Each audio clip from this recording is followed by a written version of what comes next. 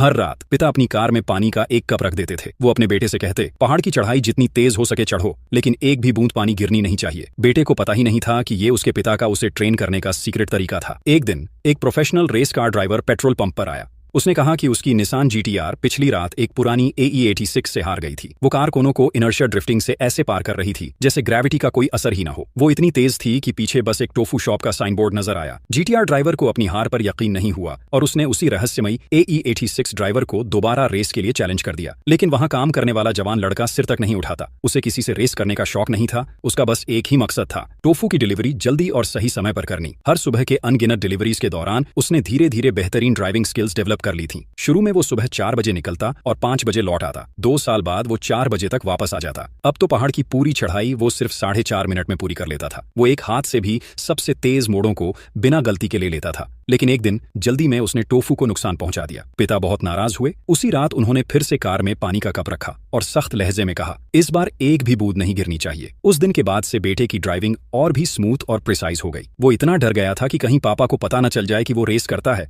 इसलिए उसने कभी ये नहीं माना कि वही AE86 का ड्राइवर है। लेकिन उसके पिता सब समझ चुके थे। उन्होंने न उसे डांटा न रोका, बल्कि कार की चाबी उसके हाथ में देते हुए कहा, इस बार रेस खुद चलाकर जीत के दिखा। उस रात पहाड़ की सड़क को पूरी तरह ब्लॉक कर दिया गया था। सब लोग उस लेजेंडरी AE86 का इंतजार कर रहे थे।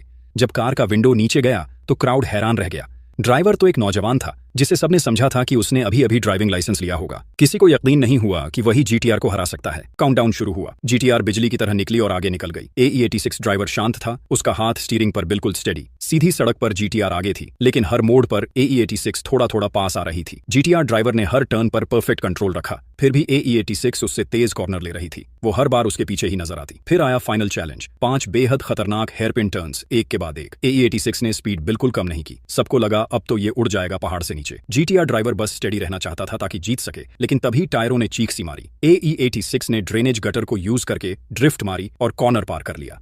उसी पल सब समझ गए, रेस खत्म हो चुकी है। AE86 जीत चुका था। रेस के बाद GTR ड्राइवर ने फिर से रिमैच मांगा, लेकिन उस लड़के ने सिर हिलाया और कहा, मैं कभी जीतने के लिए नहीं दौड़ा, मैं तो बस टोफू घर पहुंचाना चाहता था।